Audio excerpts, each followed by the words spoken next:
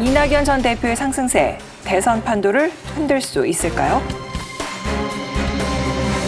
저희가 이제 봤을 때는 이게 이재명 지사가 지금 좀 실수를 한 측면이 좀 있고요. 두 번째는 그 친문 진영이 지금 결집하고 있다라는 두 가지가 같이 작용을 하는 것 같습니다. 이재명 지사 같은 경우에는 사실 바지 한 번 더 내릴까요?라는 게 아마 여야를 막론하고 경선 과정에서 나온 것 중에서 가장 최악수가 아니었나 싶은 말을 했거든요.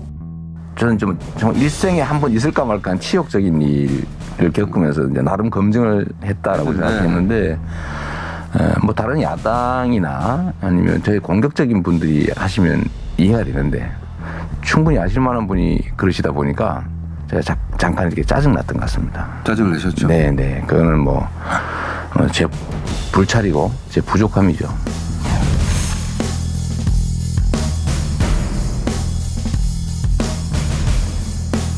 도지사를 뽑을 때와 달리 이번에는 나라의 대통령은 국격을 상징하는 겁니다. 듣는 사람이 부끄러워할 만한 말을 하는 사람을 대통령 뽑기가 상당히 어려운 거죠. 두 번째 또 실수를 하고 있는 지점이 사실관계를 바로잡습니다라고 해서 본인의 그 전과 4개에 대한 설명을 하고 있어요. 근데 그중에 음주운전 전과가 있는데 이게 2005년도 농협 부정대출을 파헤치기 위해서 부득이하게 한 것이다라고 이야기를 하거든요. 근데 이분 지금 전과 조회를 해보면 벌금으로 150만 원 선고를 받았는데 그건 2004년도 정확하게 7월 28일 날 벌금 150만 원이 확정이 되거든요. 2004년도에 음주운전으로 전과로 처벌을 받았는데 2005년도에 부정대출을 파헤치기 위해서 음주운전을 한 것이다라는 것은 앞뒤가 안 맞는 거죠.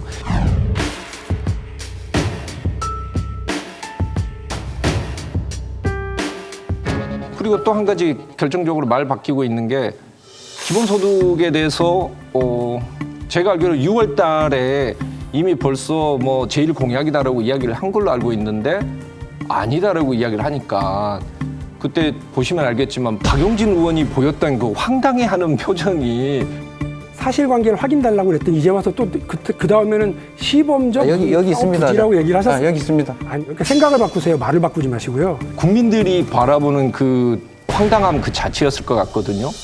그런 그 지금 자잘한 실수들이 계속 쌓이고 있는 거고요.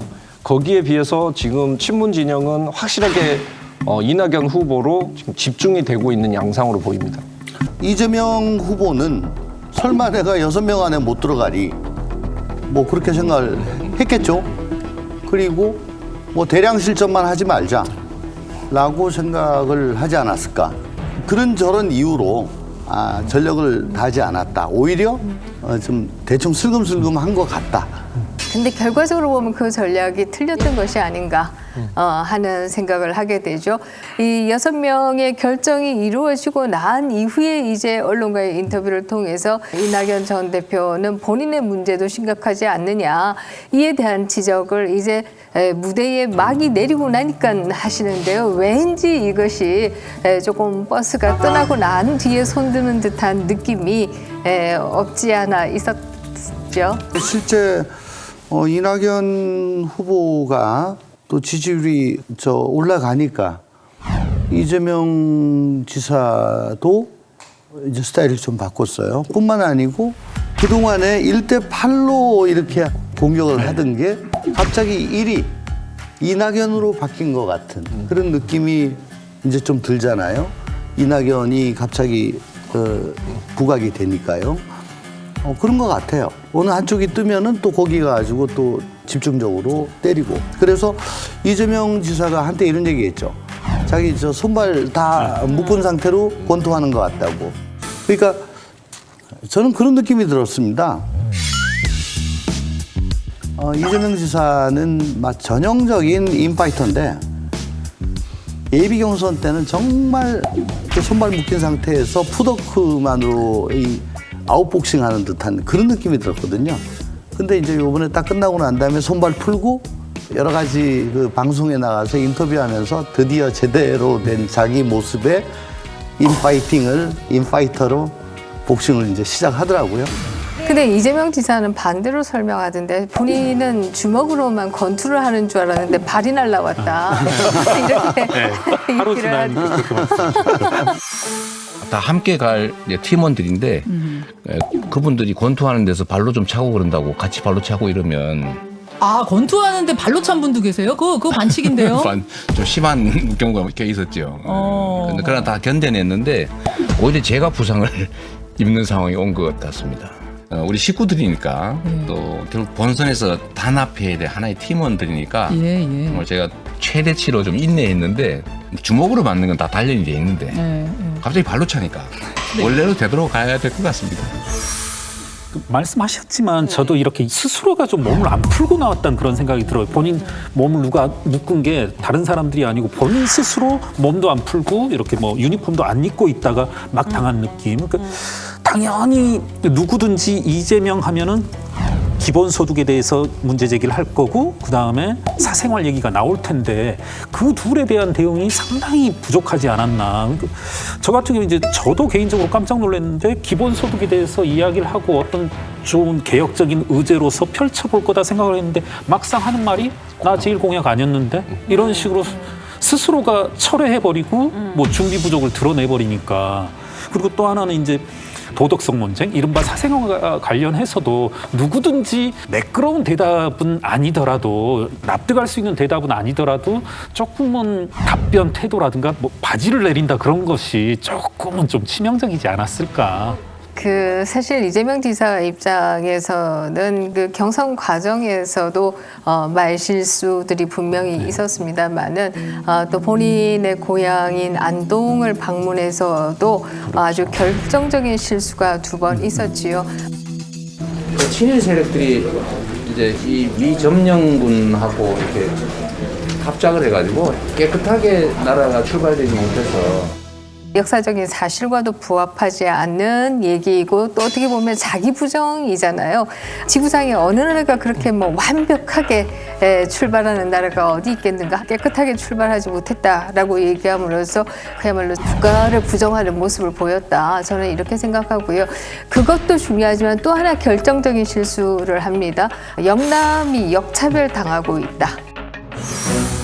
과거 한때 군사 독재 정권들이 영남과 호남을 분할해서 지배 전략으로 차별을 했을 때 어쩌면 상대적으로 이 영남 지역이 혜택을 받는지 모르겠지만 이제는 세상도 바뀌었고 이제 정치 구조도 바뀌어서 오히려 저는 영남 지역이 역차별을 받고 있는 상황이 됐다고 생각합니다.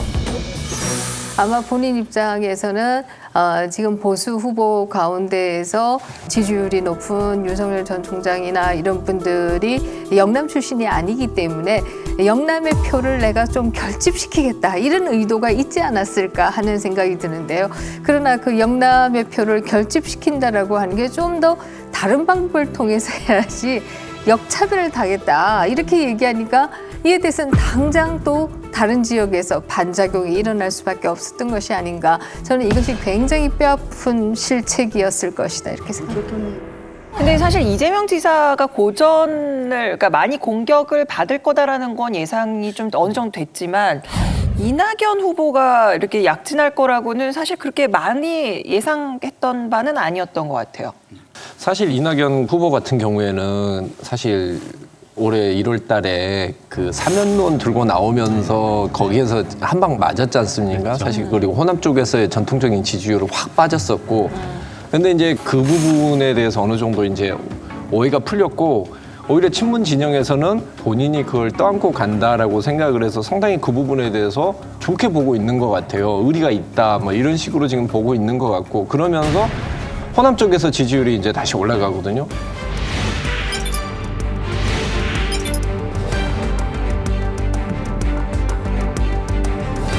이낙연 전 대표가 40%대 지지를 가지고 대표를 시작해서 대표 끝날 때쯤에는 10% 전반대쯤으로 끝났습니다.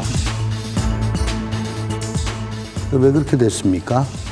왜 그렇게 반의 반 정도를 까먹고 끝났냐라고 했을 때 결국은 강성 친문의 뜻에 부합되게 당을 끌고 가고 법안을 그렇게 만들고 조국 문제에 대해서도 그렇게 대처를 하시고 그게 거듭 되다 보니까 그렇게 된 거 아니겠습니까?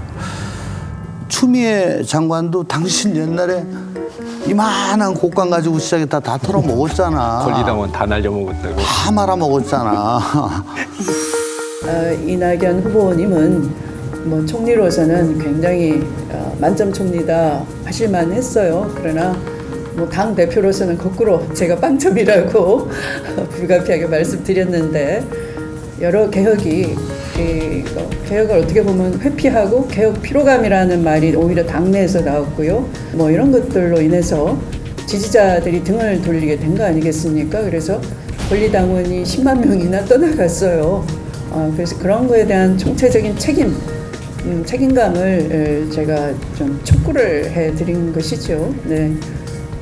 그래서 누구나 예외 없이 그런 검증을 해야 되는 것이고요. 아직 우리 이 총리께서는 검증 아직 시작도 안 했다 할 수 있는 것이죠. 네. 우선 검증과 네거티브를 구별해야 합니다. 검증은 필요하지만 네거티브는 적어도 당내 경선에서는 자제하는 것이 옳다고 생각을 합니다. 그 선을 넘지 않는 것이 서로를 위해서 바람직할 것이다. 이런 생각입니다. 그래서 과연 뭐 지금 이렇게 지지율이 뭐 좀 오르고 있습니다만은 과연 이게 추세로 계속 갈 것인가? 이건 두고 봐야 될 건데요. 그러면 당신께서 대표로 계시면서 그렇게 계속 그 깎아 먹으셨던 것들에 대해서 그럼 뭐라고 말씀을 하시고 그러면 거기에 대해서 반대로 하실 건지 말 건지 또 조국의 강에 대해서는 어떻게 하실 건지 뭐 이런 것들이 중요한 포인트겠죠.